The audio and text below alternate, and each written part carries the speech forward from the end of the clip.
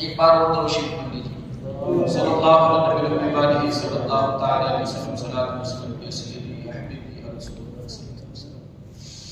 دیکھیے ابھی آپ حضرات کے سامنے درود پاک کی میں نے ایک فضیلت سنائی کہ اللہ کے رسول صلی اللہ علیہ وسلم سے پر جو درود پڑھتا ہے قیامت کے دن وہ آقا علیہ الصلوۃ والسلام کے بڑا قریب ہوگا، اور ہمیں اللہ کے رسول صلی اللہ علیہ وسلم کا پڑوس نصیب ہوگا جو دنیا میں آقا پر درود پڑھتے ہیں۔ ایک شخص کا گزر کہیں سے ہو رہا تھا، روایت میں آتا ہے، اور وہ بڑا گناہگار انسان تھا، بڑا گناہگار انسان تھا۔ یہ جو بات بیچ بیچ میں آپ سے درود شریف پڑھائی جاتی ہے اس کی بڑی برکت ہے، اس کی یہ درود شریف بیچ بیچ میں جو آپ سے کہا جاتا ہے کہ درود شریف پڑھیے، ایک مرتبہ اور پڑھیے، آج نبی پر اور پڑھیے، جو آپ سے کہا جاتا ہے تو اس کی بڑی برکت ہے، اس کی بہت فضیلت ہے۔ اس کی کیا فضیلت ہے کہ ایک بڑا گناہگار شخص تھا، جب اس کا انتقال ہوا نا تو کسی نے دیکھا کہ وہ جنت کے باغوں میں ٹہل، جنت کے باغوں میں ٹہل رہا، تو پوچھنے دیکھنے والا بڑا حیران پریشان ہو گیا، تو بڑا گناہگار آدمی تھا، بستی کے اندر تو ہر گناہ کرتا تھا، اور یہ جنت کے باغ یہ کوئی بات سمجھ میں نہیں آ رہی۔ اس نے کہا کہ ہاں اللہ نے میرے پر فضل کیا اور مجھے بخش دیا، اللہ نے میری بخشش فرما دی۔ فرمایا کون سا ایسا عمل تم نے کیا تھا کہ جس کے سبب اللہ نے بخشش فرمائی؟ کہا دنیا میں کوئی ظاہری عمل تو میں نے ایسا نہیں کیا تھا کہ جس کے سبب اللہ میری بخشش فرماتا۔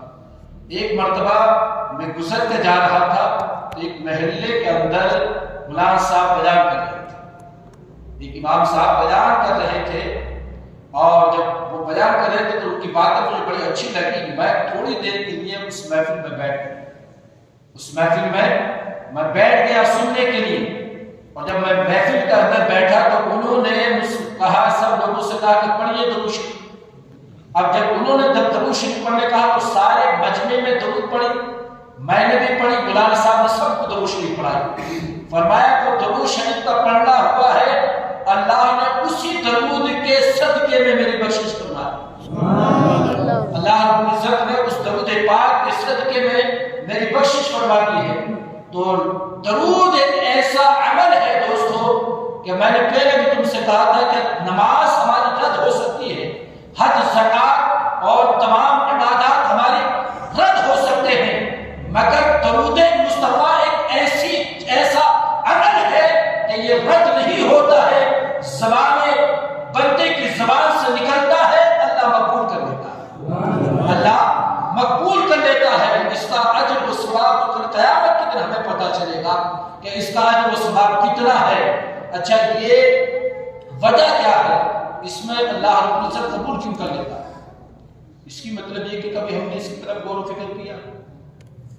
غور و فکر نہیں کیا ہم نے کبھی اس طرف، کیا اللہ رب العزت اس کو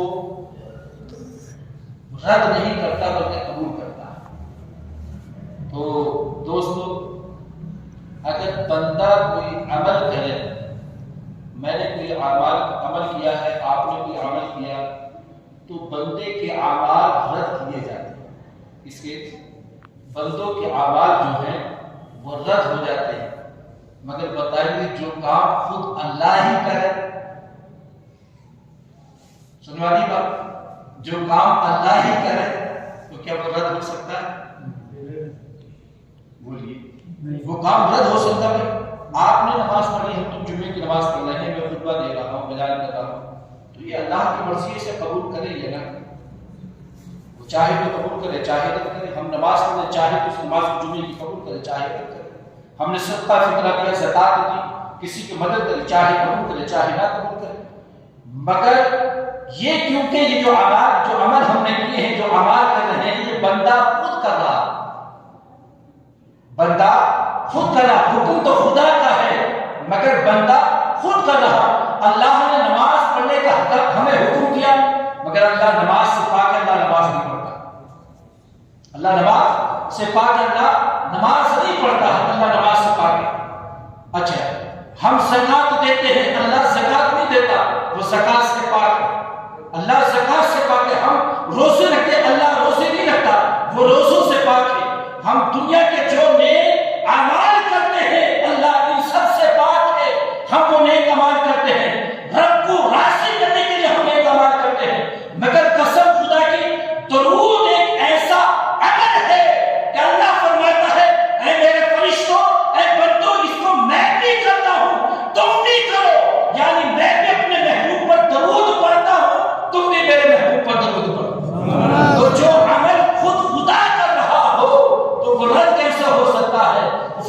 درود پڑھتے ہیں تو کہتے ہیں اللہم صلی علی سیدنا و مولانا محمد. تو ہم خود یہ نہیں کہتے ہماری قولا تو ہمارے نبی پر درود مطلب یہ کہ ہم اپنے نبی پر درود بھیج رہے ہیں، بلکہ یہ درود پڑھنے کے بعد بھی ہم رب سے ہی التجا کر رہے ہیں کہ مولا تو اپنے محبوب پر درود بھیج.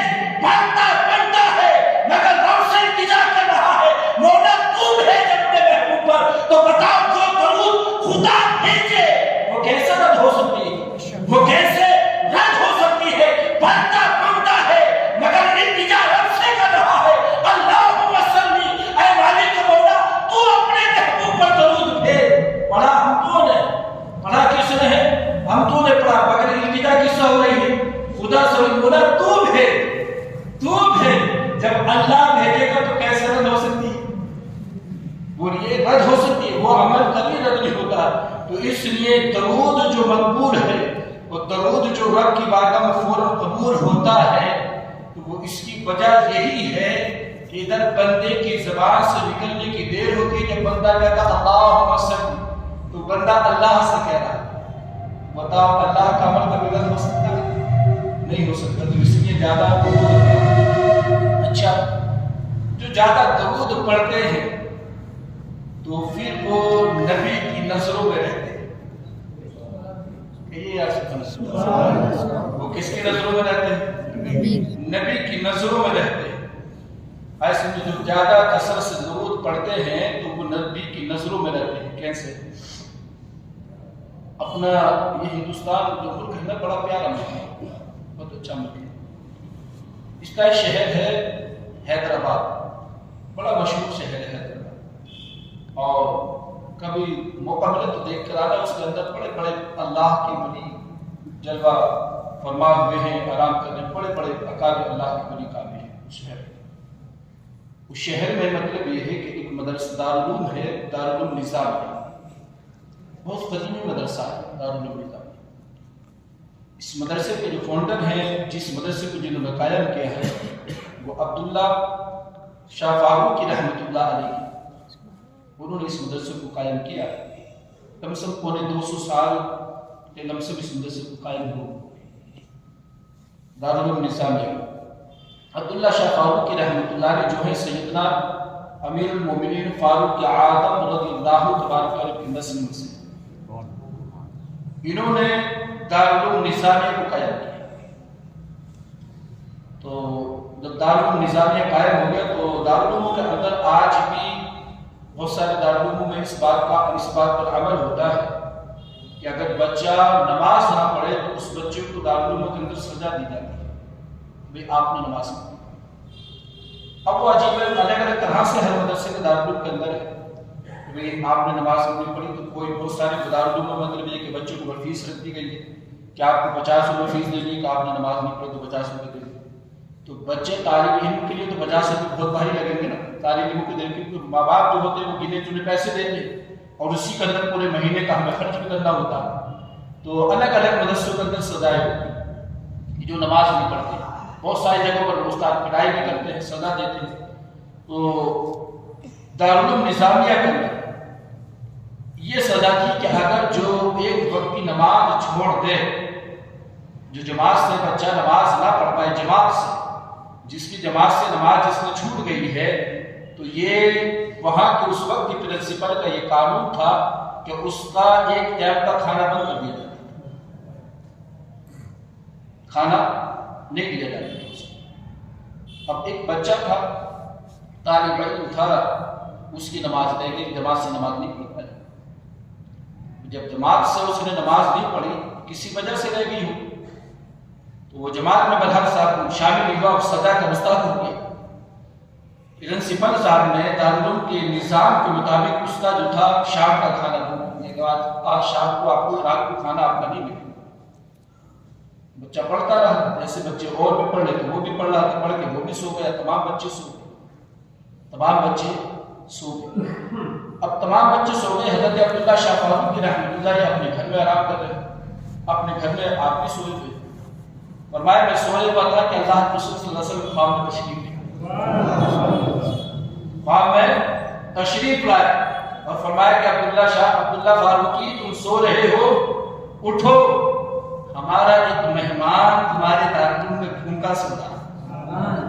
ہمارا مہمان تمہارے دارالعلوم میں، کیونکہ جو دارالعلوم کے طلبہ ہوتے ہیں وہ اللہ کے رسول کے مہمان ہوتے ہیں، وہ آقا علیہ الصلوۃ والسلام کے مہمان ہیں، جن کو ہم منکری نظر سے دیکھتے کہ یہ مدرسے پڑھنے والا بچہ ہے۔ قسم خدا کی ان کی شان یہ ہے، آقا فرماتی یہ میرے مہمان ہیں جو مدرسوں کے اندر جو میرا دین سیکھنے آ رہے ہیں، جو حدیث مصطفیٰ قرآن کو سیکھنے کے لیے آ رہے ہیں، اللہ کی کتاب کو، آقا فرماتے وہ میرے مہمان ہیں، ان کو برا مت کہو، ان کو گالی نہ دو، جو ان کو برا کہتا ہے گویا وہ مجھ کو برا کہتا ہے، ان طالب علموں کو برا نہ کہو۔ فرمایا پر ہے جب حضرت عبداللہ شاہ فاروقی فرماتے کہ میں سوئے بتا، آقا نے فرمایا تم سوئے ہوئے ہو، تمہارے دارالعلوم کے اندر میرا ایک مہمان جو ہے وہ بھوکا سو رہا ہے، جاؤ اس کو کھانا کھلاؤ۔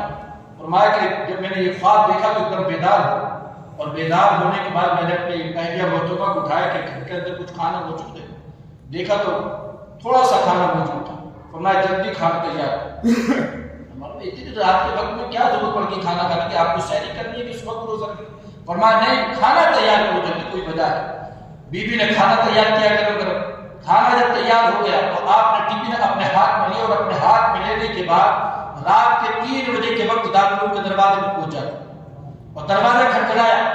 جب دروازہ بیچ میں نے جب کھولا، مطلب یہ کہ گیٹ کیپر نے کھولا، تو دیکھ کر حیران ہو گیا کہ حضرت مطلب رات کے 3 بجے تشریف لے کر آئے۔ فوراً ایک دم ہنگامہ مچ گیا دارالعلوم کے اندر کہ حضرت رات میں 3 بجے تشریف لے کر آئے۔ آپ نے پورے اسٹاف کو، جتنے پڑھانے والا اسٹاف تھا استادوں کا، سب کو بلایا، اور سب کو بلانے کے بعد آپ نے ایک لائن میں کھڑا کر دیا۔ فرمایا کہ بتاؤ کیا کوئی ایسا بچہ ہے کہ جو آج بھوکا سویا، جو بچہ بھوکا سویا؟ تو جو ناظم اعلیٰ تھے، ناظم تعلیمات تھے، انہوں نے کہا ہمارے دارالعلوم کے اندر تو اللہ کا شکر ہے کہ کوئی بچہ بھوکا نہیں سوتا، سب بچے کھانا کھا کے سوتے ہیں، اور مکتب کے اندر اتنا کھانا موجود ہے کہ اگر کچن میں اگر 2 بچے اور رہیں تو ان کو بھی کھانا کھلا دیا جائے گا۔ کھانا کھا کے کوئی ایسا بچہ نہیں کہ جو کھانا کھا کے نہیں سویا ہو۔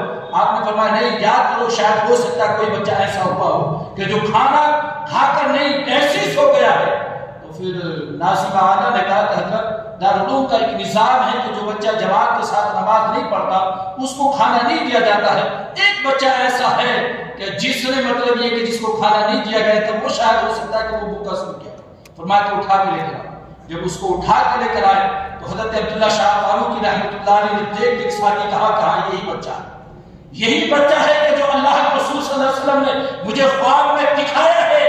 آگے بڑے اس بچے کی پیشانی چومی، اور پیشانی چومنے کے بعد اپنے ہاتھوں سے توڑ توڑ کر لقمے کھلانا شروع کر، اپنے ہاتھوں سے کھلا دے گئے اور سر پر ہاتھ پھیر دے گئے۔ آخر میں کہا کہ بیٹا یہ تو بتا تو کون سا عمل ایسا کرتا ہے کہ تیرے سبب سے مجھے دیدار مصطفیٰ آقا کا دیدار ہو، بتا تو صحیح بیٹا کون سا تو عمل ایسا کرتا ہے۔ تو بچے کی آنکھوں میں آنسو آ گئے، اور آنکھوں میں آنسو آنے کے بعد کہا کہ حضرت یہ ایک راز تھا، مگر جب آپ پوچھ رہے تو آپ کو تو بتانا پڑے گا، کوئی دوسرا پوچھتا تو میں نہیں بتاتا۔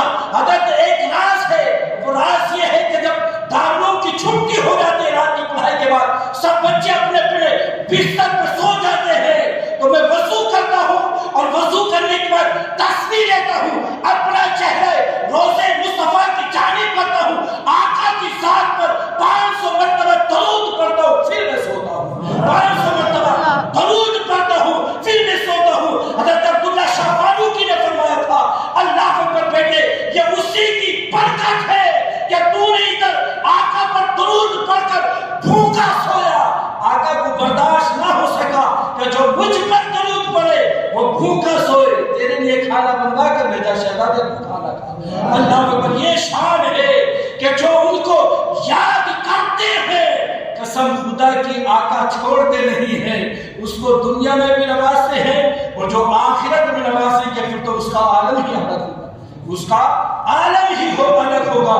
تو ہمیں یہ چاہیے کہ ہم اپنے نبی کی ذات پر درود پڑھا کریں۔ اگر پریشان حال ہو اور کام نہیں کر رہے ہیں تو کہیں جانے کی ضرورت نہیں ہے، نبی پر درود پڑھنا شروع کر دو، قسم خدا کی خود اللہ غیب سے اسباب پیدا فرما دے گا، اللہ اسباب پیدا فرما دے گا۔ قرض دار ہو، قرض میں مبتلا ہو چکے ہو، قرض دار ہو، قرض میں مبتلا ہو چکے ہو اور کوئی انتظام نہیں ہو رہا کہ قرض دار پریشان کر رہے ہیں. اور آج کا دور تو عجیب ہی دور ہے. اگر آپ نے کسی سے قرض لے لیا تو وہ جب تک آپ کا خون نہ چوس لے جب تک چھوڑ ہی نہیں سکتا ہے. نہیں کون سی